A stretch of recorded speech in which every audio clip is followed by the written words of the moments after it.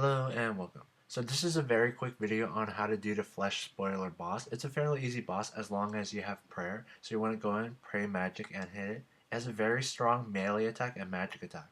If you get hit by a strong magic attack, pray mage, and then let it melee you once. Once it melees you, you can switch back to pray melee. If it still hits high with mage, try doing this again, but waiting a bit longer on the melee hits. For attacking the boss, you want to use a stab or slash style, but if you have a hex, that would be much better.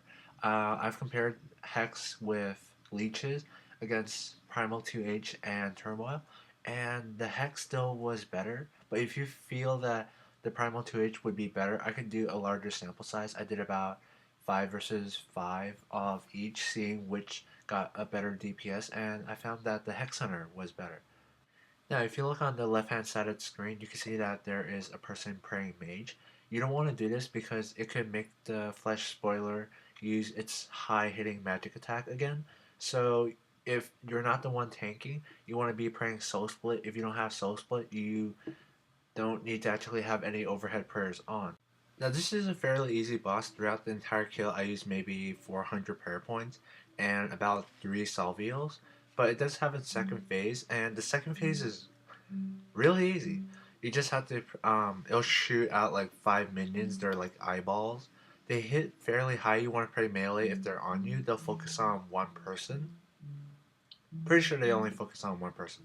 They could hit like 80s and they're fairly accurate. So if they're on you, you want to pray melee, but then the boss itself, it only hits like 50s with mage every 5 seconds.